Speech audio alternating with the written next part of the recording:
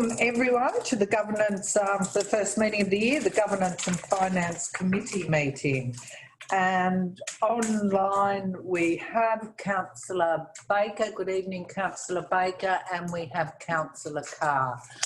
Good afternoon. I believe Councillor Gunning's an apology. And he gave me his apologies, and I believe Councillor Drummond is on her way. So in the room here, Councillors Carr and Baker, we have Councillor Mutton, Barber, Brodie, myself, Councillor Keane, and can you see all the staff members present? Yes. Okay, good. Would anyone care to move the minutes of the previous meeting? Happy to do that. Moved by Councillor Barber. Second. Yeah, and he's seconded by Councillor Martin. All in favour? Yeah. Good. Councillor Carr, that's your hand up? Yes, so that's unanimous. We'll now go straight into the agenda, councillors.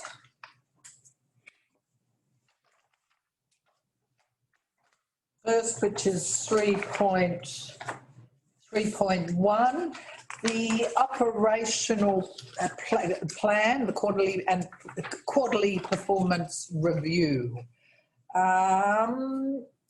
Ms. Palmer, would you like to make any comments on this report? I've got Jenny here who will talk in detail, but I just want to, I guess, highlight through this paper, it talks about the link between the operational, this paper, and the quarterly budget review. And I just want to let councillors know that that's been really tied together a lot more closely, and that the papers are sort of interconnected now. So what you see in the plan is directly related to the budget in a really meaningful way. And as we move forward, it will become even more integrated. And that's why as you read through that second page, the quarterly budget review, there's comments in there about how it ties to this plan. And I think that's important to know that, you know, we're working, if you like, across divisions, so that you could say for those that are from, I suppose, a commercial background, it's a little bit now becoming a little bit like the old balanced scorecard, where we've got the financial data more closely wrapped around other data. Right. And it's the direction that we're heading in for those that have come across that. But other than that, I'll let Jenny go through the details. I was just going to point out there were only 7% for off track, if you want to say that. That's not bad. So, yeah, 93% for the quarter. So this is the period October to December. And those projects are able to get back on track by the third quarter. So that's good news. And then, brilliant. Yeah, just to point out that on pages 11 to 13 of this report, there's the KPIs, it's the table, the scorecard that Margaret was talking to, and then the graphs that go with that provide some of the history. So that section of the report is for a 6-month period. So that is from 1 July to the end of December 2020 to meet our statutory obligation to include our KPIs reviewed every 6 months. Any questions, councillors? Any observations? Councillors Baker, Councillor Carr, any observations, comments? I'll just say that's, you know, considering we're still in the middle of the COVID pandemic, that's, look, I'd have to say that's excellent, and congratulations to the staff.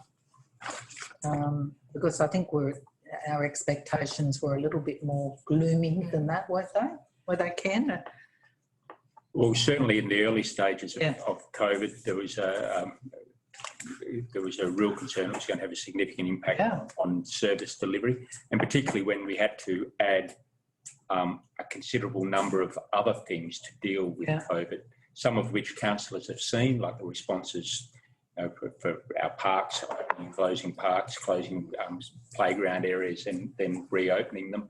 A lot of stuff that councillors haven't seen, which was all the planning and contingency planning that went on behind the scenes, including or the contingency planning that went into waste management. If things had turned very dire between March and September last year, as the original predictions were, then we had to be in a position to be able to continue to provide certain services. And of course, there was a lot of work put into contingency planning to make sure that could happen with reduced staffing and capacity. So overall, it's a very good result.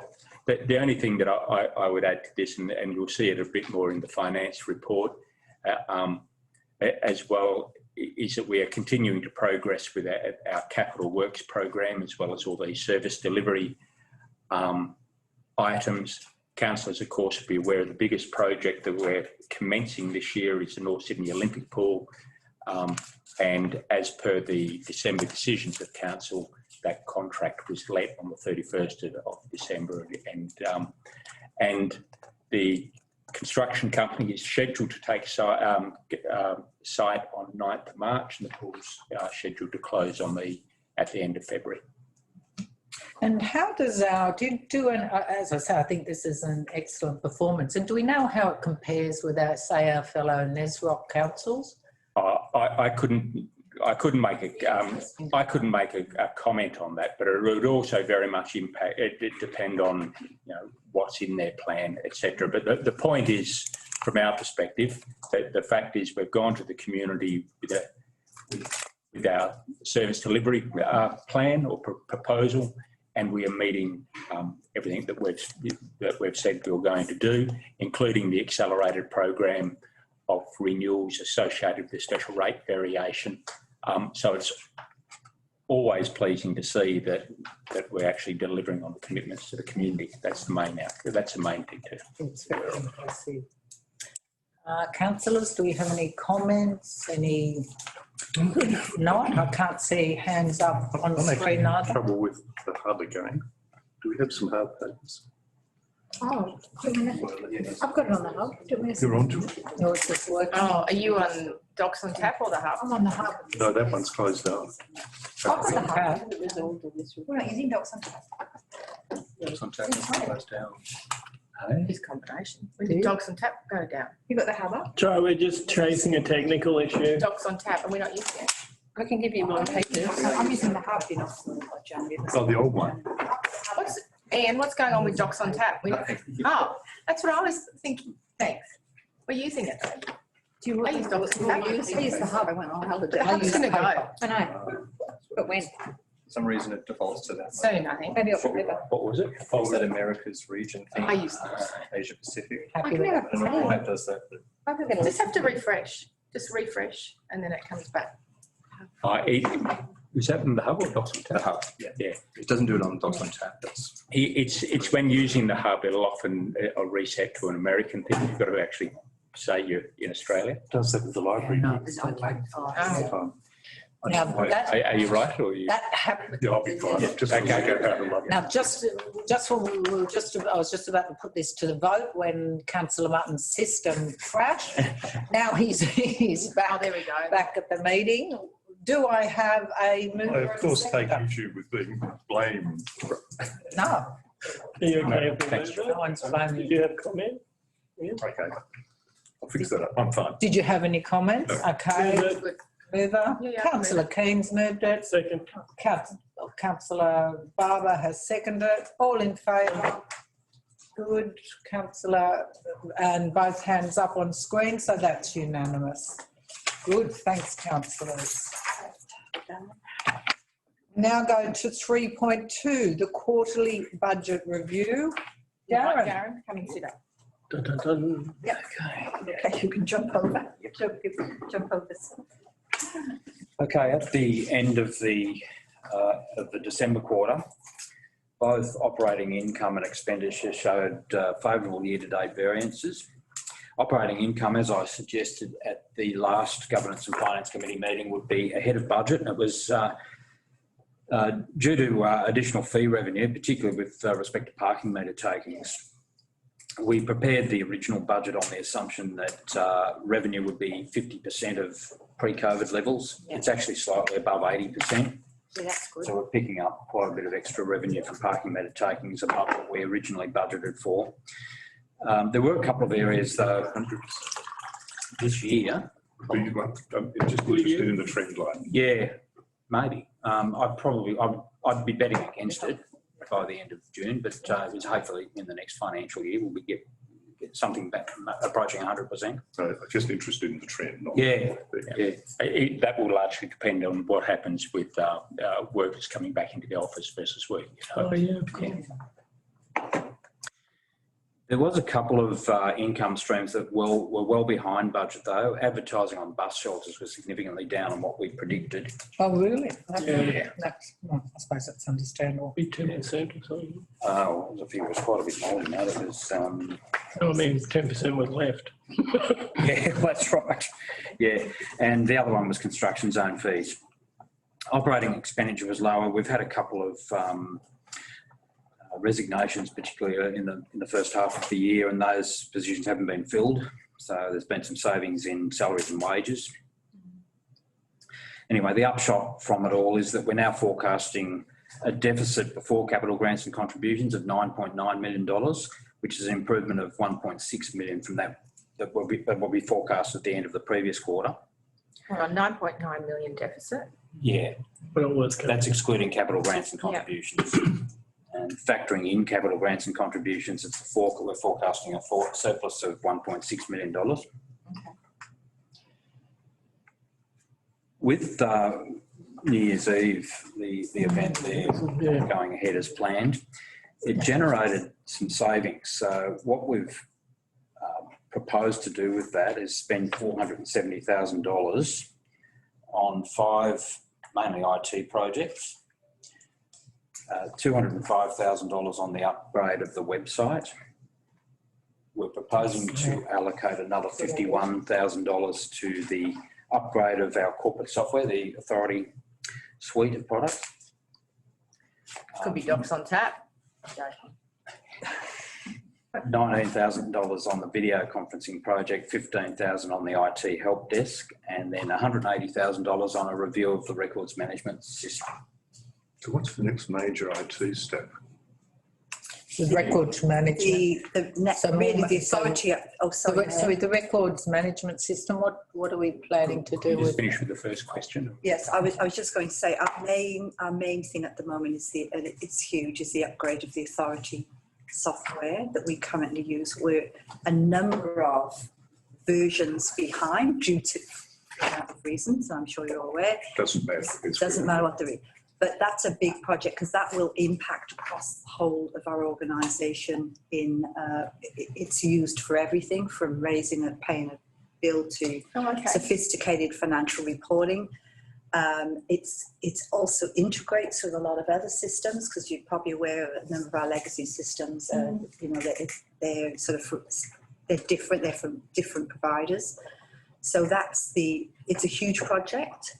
We've got quite comprehensive project plan in place, but that's the biggest thing that we're doing at the moment. I guess with our IT strategic plan, it's all about building a platform, a coherent IT platform that we can leverage off so that we can provide better information to the residents, more easy access, better reporting internally so we can actually do better analysis and to try and get to a place of, I'd like to say one source of truth, one database, that's the aim. Mm-hmm. So we've been redoing our whole IT infrastructure. We started with the data center, which was you probably know that we were losing systems and they were going off the air, so we redid that. So we've laid down, I guess, the foundations first, and now we're moving up.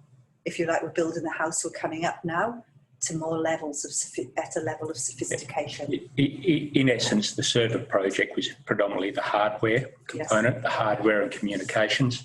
Authority is the core software system Correct. That we utilise. So it underpins and is the centre point. So Authority is basically our financial system, but it also integrates to all of the other things that we do, in particular planning, part of the ECM project or the document management review is how it interacts with that and customer service.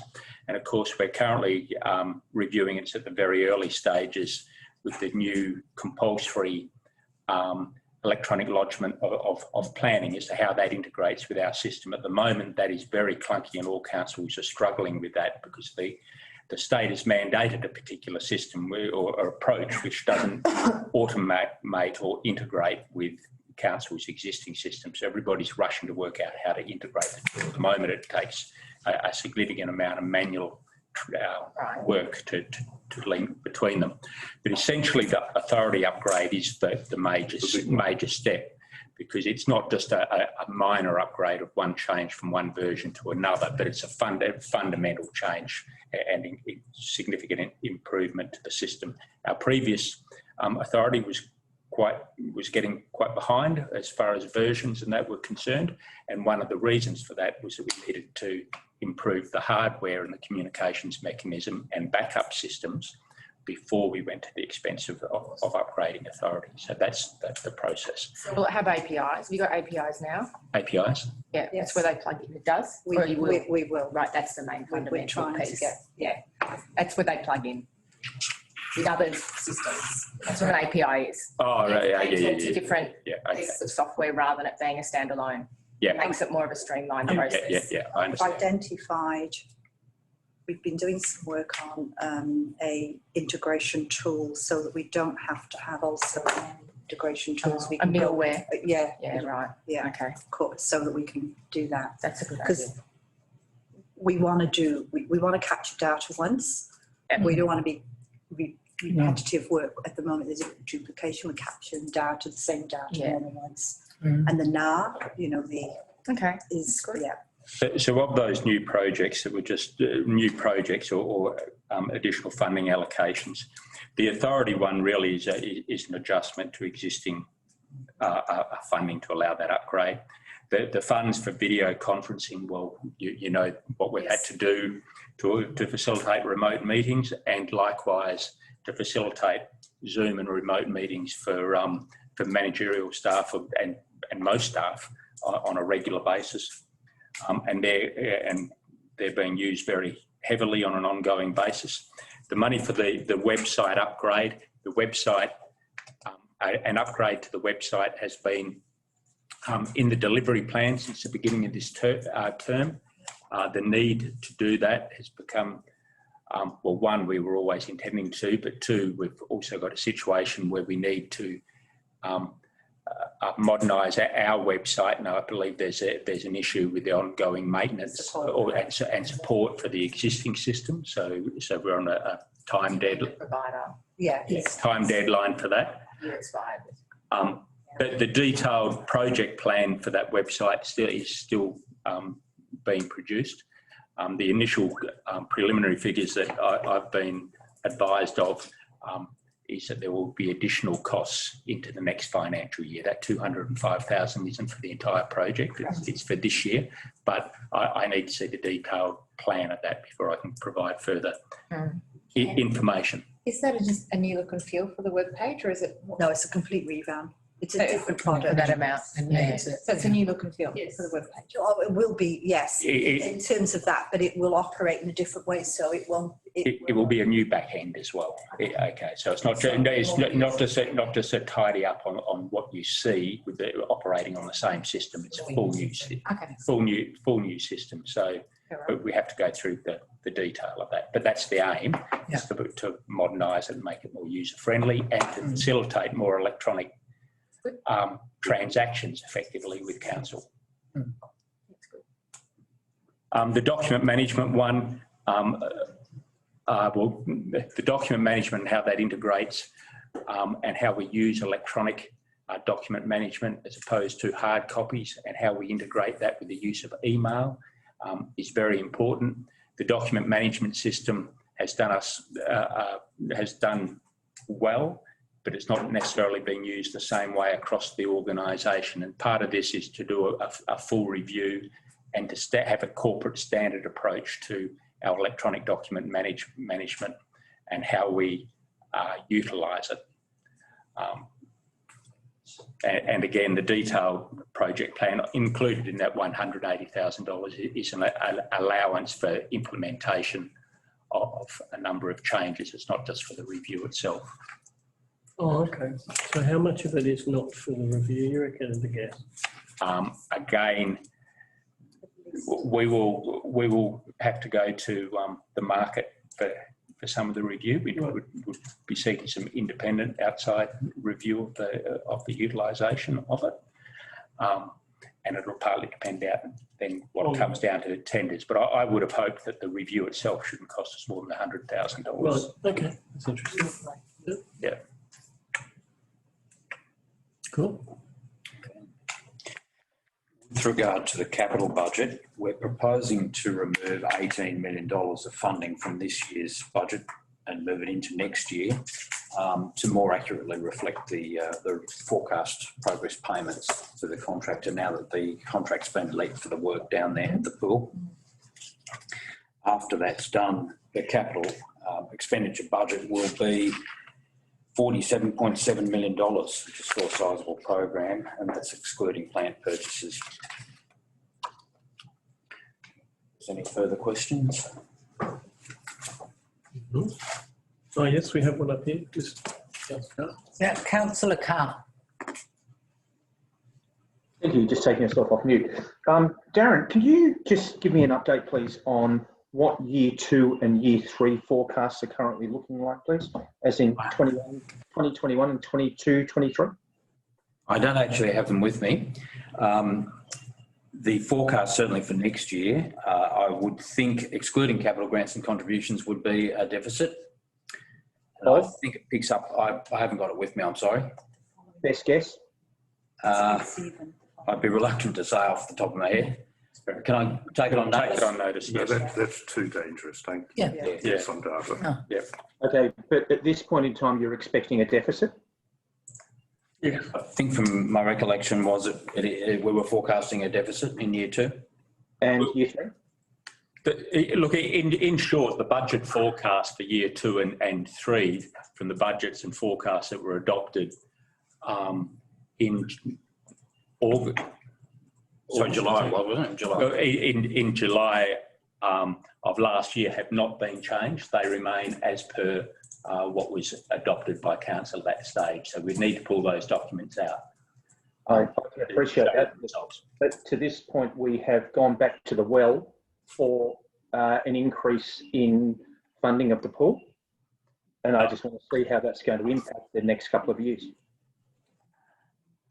No, that was addressed in the report to council at the time, because the only thing that had a flow-on effect in the financial statements was the servicing of the additional $3 million in loan, because the rest of the funding was sourced from existing funds, and the servicing of the additional $3 million over the 28 was relatively cost neutral, given the change that had occurred in interest rates between the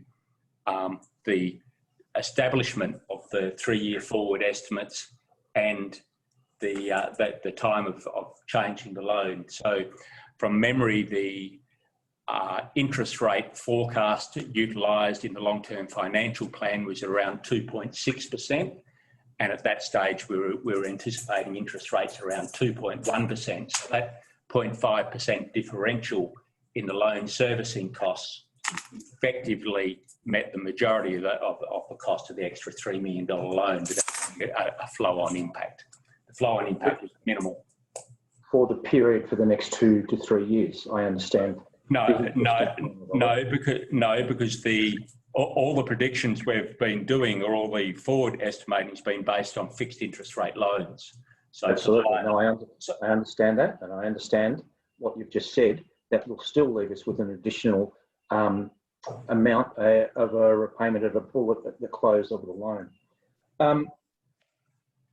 Also, I'd like to have an understanding, Darren. We're just hearing that that's not That's not correct, General Manager. I don't want statements being made. Well, as I said, it was addressed in the report that went to Council in December last year. I could pull that report out again, but effectively the debt servicing costs, the additional debt servicing costs based on that interest differential were minimal for the life of the loan, for the 20-year life of the loan. Good, thanks for that I agree with clarification, debt General servicing Manager. I Any believe other? yes, there are. Yep. I believe with debt servicing costs, I agree, it's the principle that concerns me.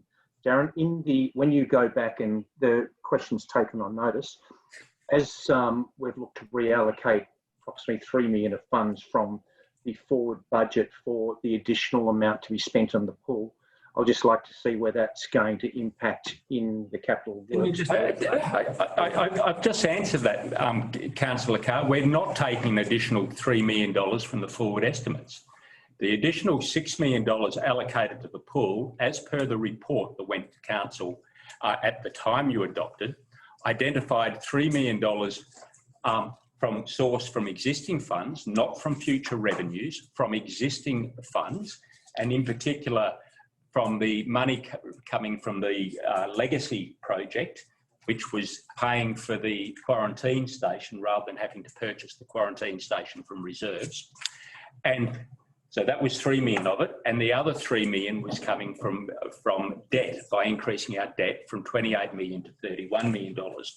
The debt servicing cost of that 31 million dollars, including both interest and principal repayments over the 20-year fixed life, had a very marginal or very minor difference. It was in the order of, I think, less than 140,000 per annum for the life of the project. So it has minimal impact across the life of the long-term financial plan. Thanks. Also, that is subject to anything that occurs with interest rates between now and when we draw the loan down. But on the basis we move forward to a fixed interest rate, and that's the intention or reason for a fixed interest rate, is that it gives us certainty across the entire life of the project. It takes away interest rate risk. Yep. Thank you for that clarification, General Manager. Next question, Councillor Carr. Just my other question is the money that has been allocated to the Primrose tennis courts.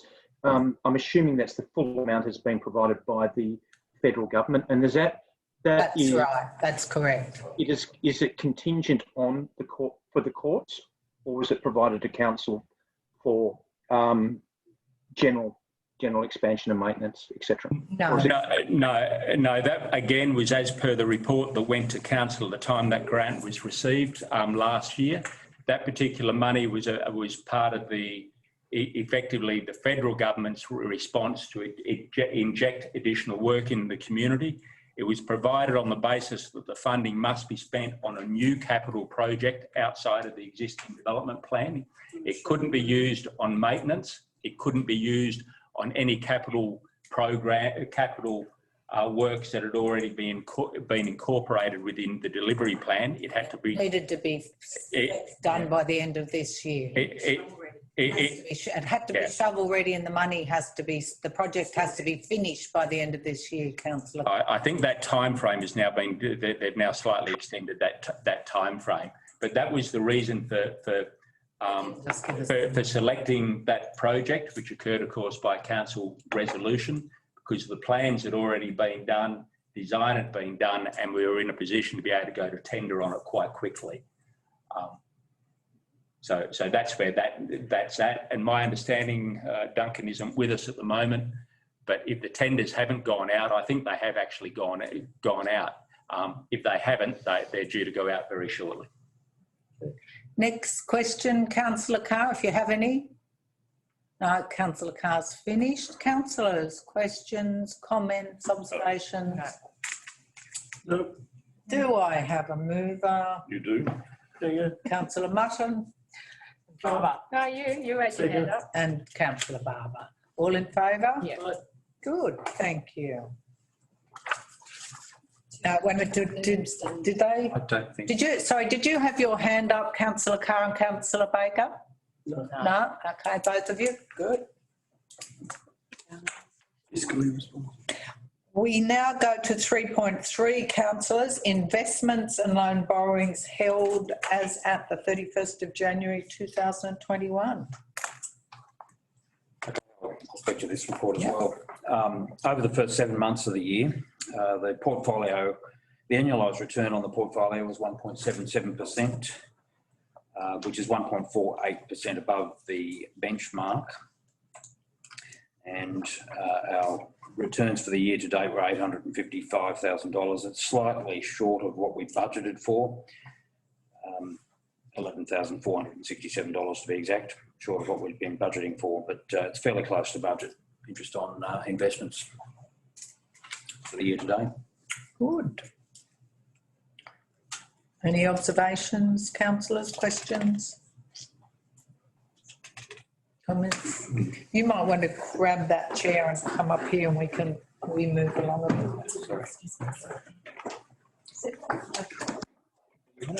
So this is our numbers stuff. Councillor Drummond has just joined the meeting. Oh, sorry, Mr. Councillor Carr. Yeah, I'll get him in a second. We'll just wait for him. Well, I suppose. So we're on to investments and loan borrowings, and we're just attending to a question by Councillor Carr. Councillor Carr. Thank you. Can we please have included in the forecast for year 2 and year 3 an update on these investments? Thank you. The what? Sorry. An updated. What's? I didn't hear that. I didn't hear that properly. We have in the forecast that are being taken offline an update for the investments for year 2 and year 3, please. Is that, 2023. I don't think is that a reasonable request? Well, that will get incorporated into your forward estimates as we revise the forward estimates as part of the IPR process, and of course we'll commence the budget process for 21-22 and the forward estimates for the following 2 financial years coming very soon in the coming couple of weeks, few weeks. Yeah, so it's already underway. Good. Councillor Baker. Councillors, any comments? Do I have a mover? Councillor Brodie. And seconded by Councillor Drummond. All in favour? Councillor Carr and Councillor Baker haven't raised their hands. We now go to 3.4, and this is a response to a mayoral minute that I put in a few months ago, and this was about GIPA requests and the impact on council resources. I must say I was particularly interested in how many GIPA requests councillors do and how much time or how many GIPA requests councillors lodge and how much time that is time and money that costs council. So I did find this report interesting, to say the least.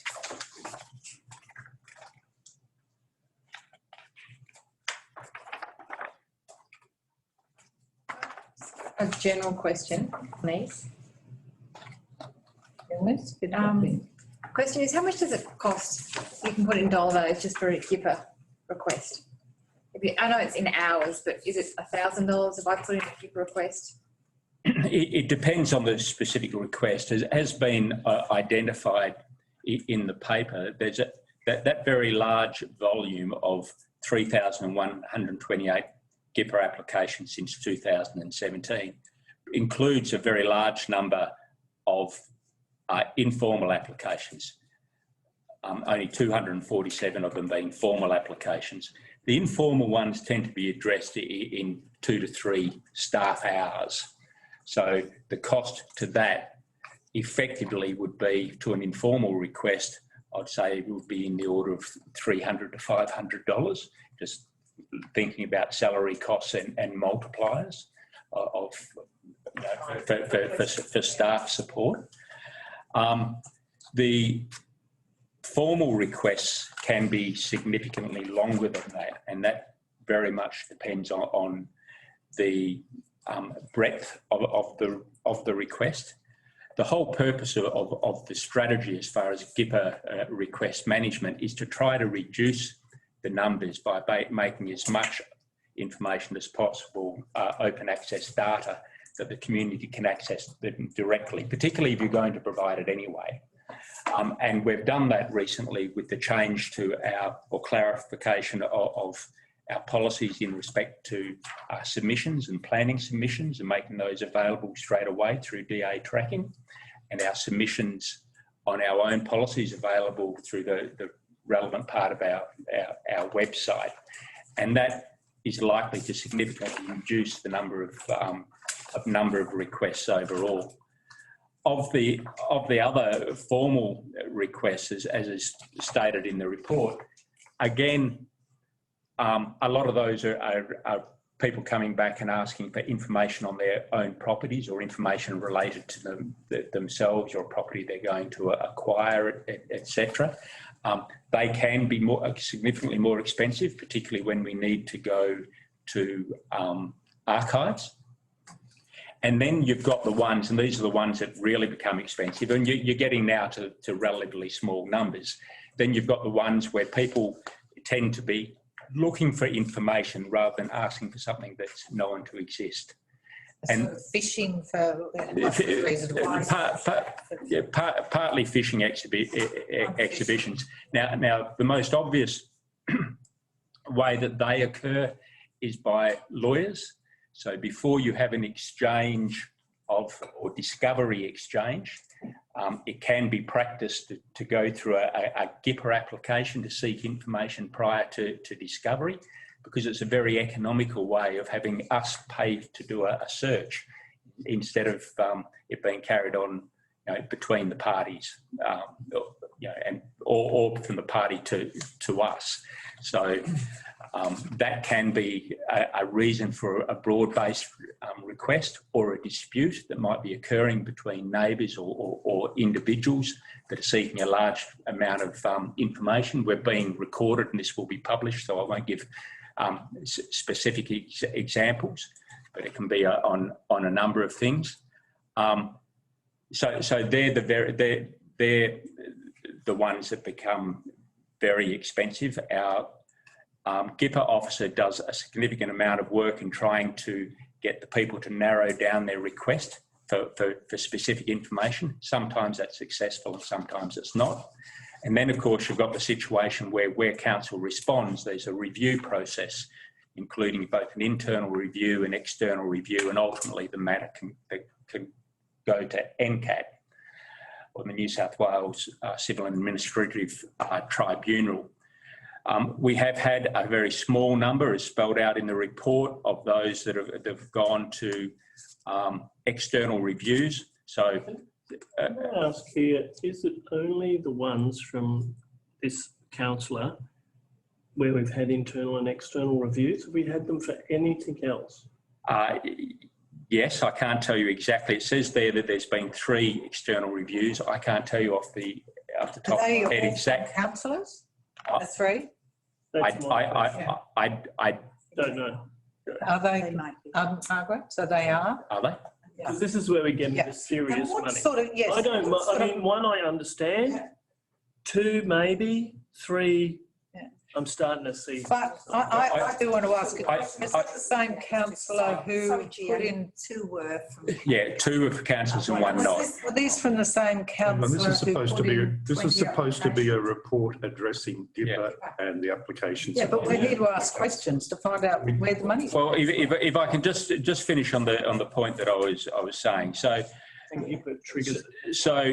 3 have gone to external review, and 1 of those was started to be processed through NCAT.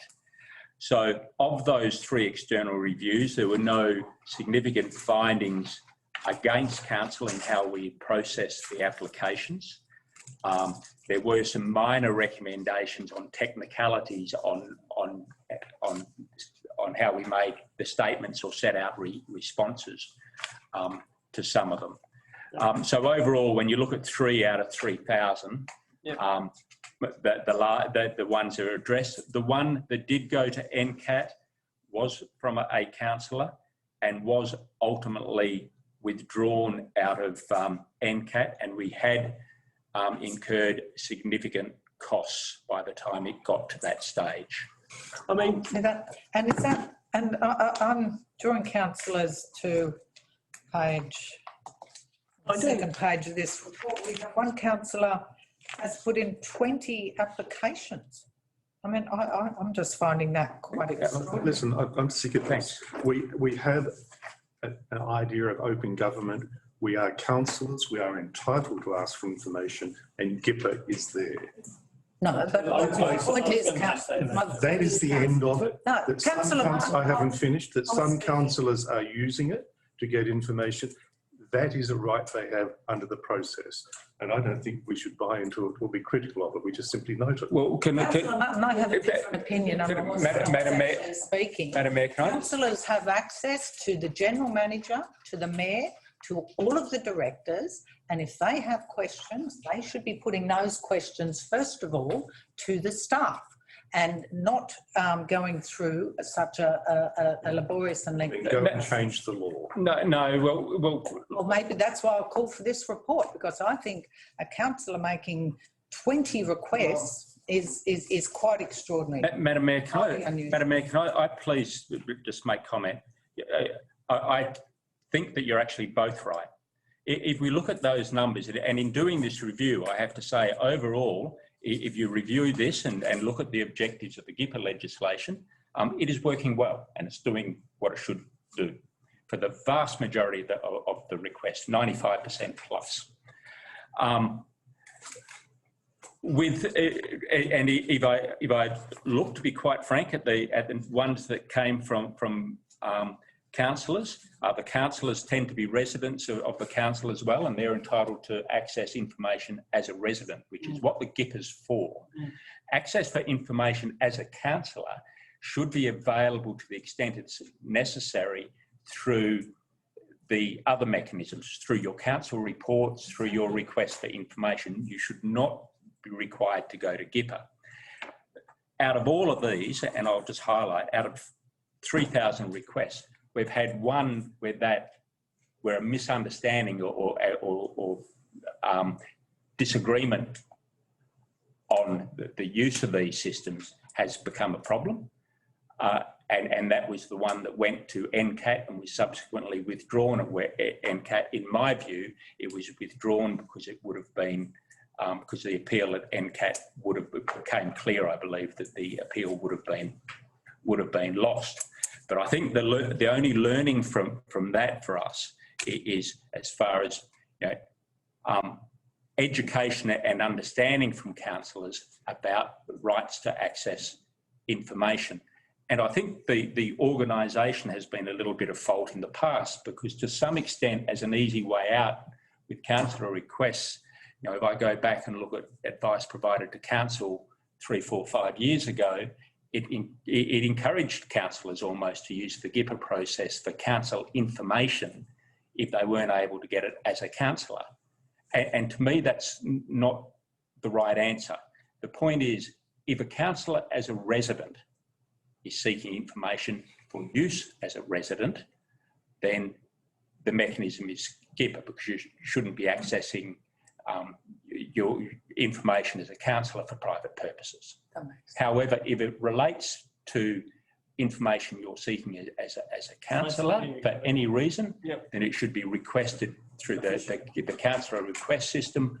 And as per that request system, if ultimately we don't provide the information being sought, then the councillor has the right to take it as a notice of motion to a council meeting to seek a report on the information, and that should be the mechanism, and that's it. Not utilising GIPA. So unfortunately, but again, that's 1 out of 3,000. I think we learn from it and move on. Manager, there was one issue here that did strike me. It's the number of applications you've got for DAs that are more than 10 years old. Yeah. Is that because that information is just not generally available? Yes. Yes, So it's that's why because of because of the information they can readily access, and that was my comment before about having to go to archives to find information from time to time. So, and I will just quickly respond to Councillor Mutton. Councillor Mutton, what I'm trying to do here is identify whether in the next council, when councillors are trained, that there needs to be some more emphasis on how councillors should be seeking information or can do it in a cost-effective manner. I think it worries me when I see one councillor making 20 requests and I'm trying to find, is there something lacking somewhere? Is there something we can improve? Mayor, I'd be the first to say that whenever I wanted information, I've actually gone to the right person in council. Well, and every council. It's always been forthcoming. So That's getting right. information hasn't been an issue. Well, Getting advice hasn't been an issue.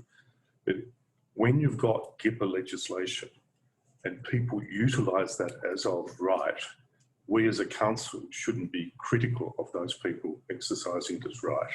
If they're misusing it, I think we. Well, look, I think the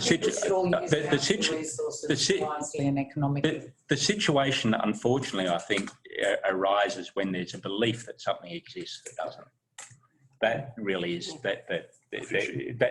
that's the issue.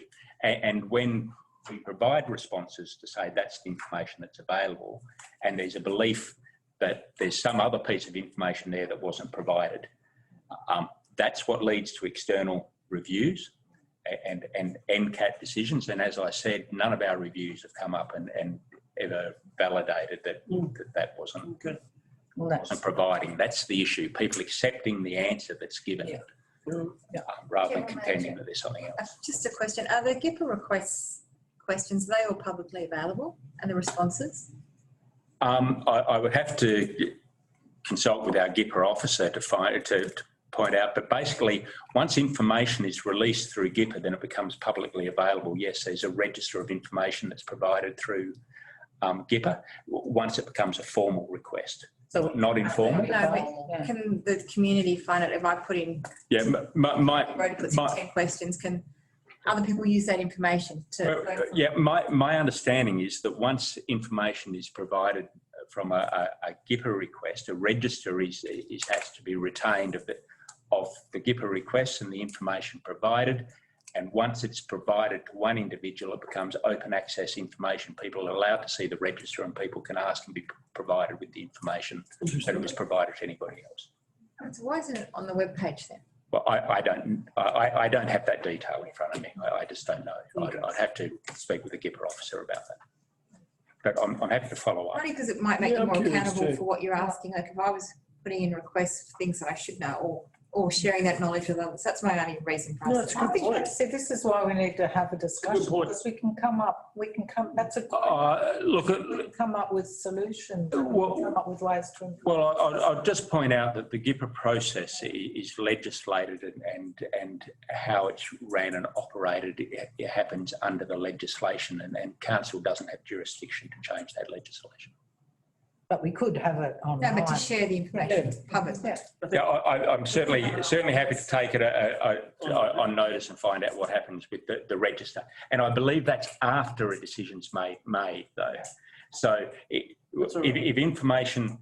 a decision's made and provides a response and information, then it's the decision that goes on the register. The issue, of course, is in getting to the decision. Yeah. As a resident, I put in a GIPA request maybe 6 years ago, and it was extremely challenging and time-consuming to get the information I wanted from council. Yeah. And then that information, I never saw it appear on webpage on that. It came to me directly. Well, again, look, I'd have to go back, and it depends on the information as to whether it's a person's private information or the type of information that's being sought. But if it's general government information, so for example, you'll often see people put in a GIPA request for information related to their property or them personally over a regulatory matter, etc. That doesn't necessarily. Because there's different rights to information about yourself as opposed to general information. So, and it can be treated separately. So that's a discovery exercise people are using. Could we, if there was the will of council, have have on the Page. website where we Different have, page. where we have councillors' attendance at briefings and meetings and. Oh, well, that's Be on there, that's totally that's got nothing to do. That's totally separate. That's totally separate to GIPA, but yes. Yeah. Could we have it listed somewhere on our website? What, I could give a page. with the amount of what the GIPA requests have been and the extent of them. I actually don't think it's a bad idea if it's. It's created enough register. Look, We'll just find out if it's possible. I'll give you the question on notice. thank you. I'll take the question. Take the question on No that. recommendation. Thank you. No, would it be possible? All right. No, the recommendation is just that, that we accept the report. Move it. So moved by councillor Barber, seconded by councillor Brodie. All in favour? Good, thank you. Councillor Carr and councillor Baker have their hands up. 3.5, the National General Assembly of Local Government. So how much chance do you think there is that this is going to go ahead? It's mid-year, isn't it? It's not that far away. They are saying if Yeah. circumstances don't allow, it will be online as the New South Wales one was. So probably be online. I would think more likely. Yeah, that's not, because it's only 4 months later. Do you get anything out of it by going? Sorry? Is there any point in going? Look, Usually the mayors go and sometimes the deputy mayors. It's interesting. over 20 years in local government, I've been to 2. You really have Yeah, it's crashing the gates. And I learned from going to the first one.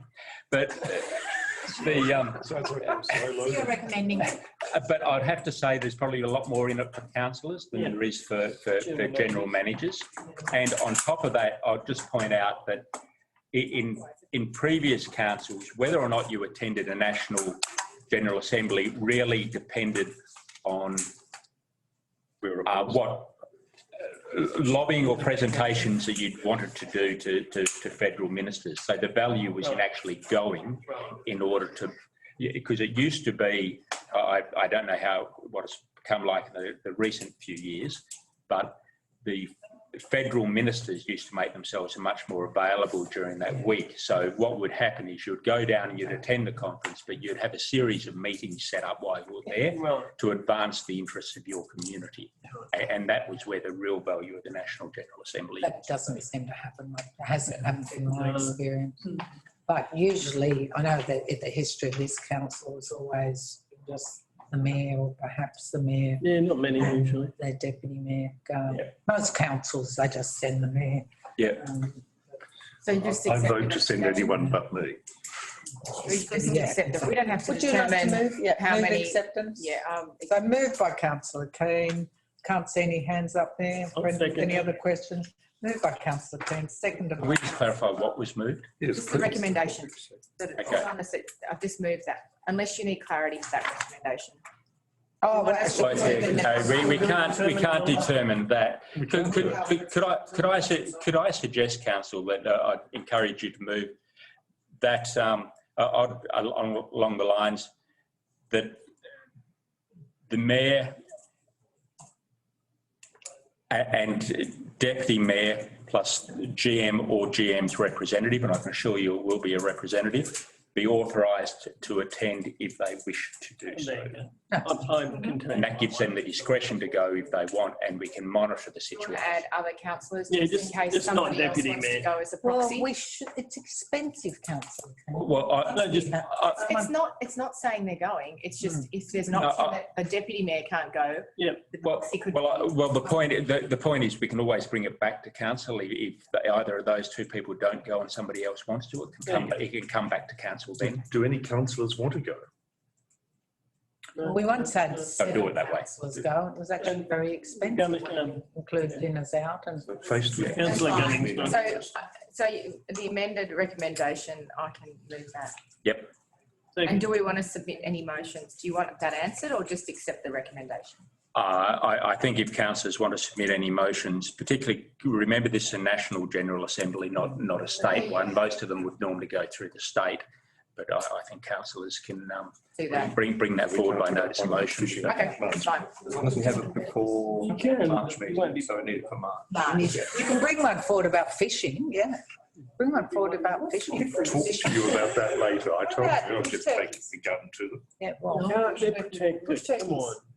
we can lobby. No, we can lobby for like- changing. Legislation. We'll just put that in and bring it to Yeah, council. let's keep moving.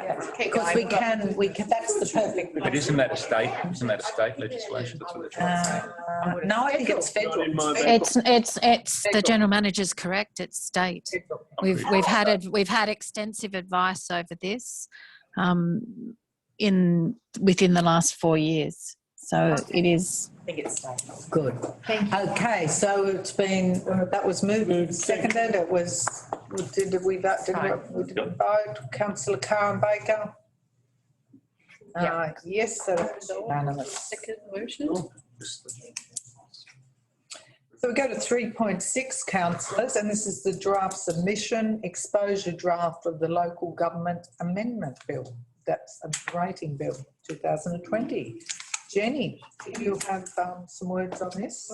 Just in summary, that the submission that we made back in 2019 was responded to by an interim report in June last year, and then this bill and the consultation document that went with it was the further sort of proposed changes resulting from the first phase of the review. So I guess the key thing is they're not pursuing the move to CIV, but they are permitting subcategories.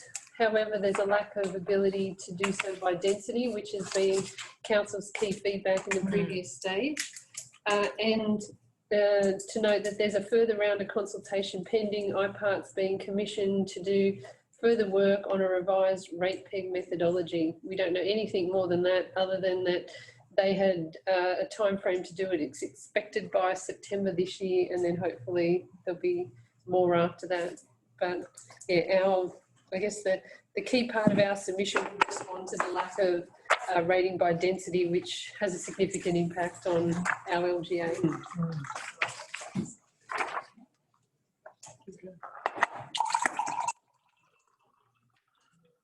Councillors, would you like to move it? I'll move it. Seconded by councillor Brady. All in favour? Good. Well, did councillor Carr and Baker have their hands up then? You guys happy with that? Yes. Yep. Councillors, 3.7, the establishment of a senior staff position, governance. I just had one question here. What would be the process for the appointment? Would this be given out to an external consultant, as we do for directors? Senior staff positions must be quite comprehensively advertised. There's specific legislation in respect to that. And yes, it would be my preference. I expect that we would have internal applicants as well as external, but I think to run that process and do it independently, yes, my preference would be to use an external provider. I believe, and I'd need to review the contract, but I believe MacArthur's, as part of being appointed to provide HR specialist advice through the panel, that incorporated capacity to undertake these type of things. But I'll just double check that. I'm happy to move it. Moved by councillor Is there any direct reporting to it? seconded by There will be a number of direct reports to this position. Yes. and so when's that going to kick off, do you think, General Manager? I doubt that we'll get the advertising out this weekend, but if we can, we will. That's in that, which newspapers are we using? The Herald? Daily, it's got such wide coverage. That's only if you're buying a house. We'll take advice of the recruiting firm before we determine the advertising process. Okay, so Will the directors have access directly to the governance position? What do you mean? Because it's Yes, if you turn the page. That's the structure. So if effectively, yes, the executive manager will be part of Mannix. Yeah. Okay, so they'll be part of the senior executive group. Okay, and that was moved by councillor Kane, seconded by councillor Drummond. All in favour? And councillor Baker and Card don't have their hands up for this one. So that has passed. That brings us to the end of the meeting. Thanks, councillors. No. Thank you all for your attendance.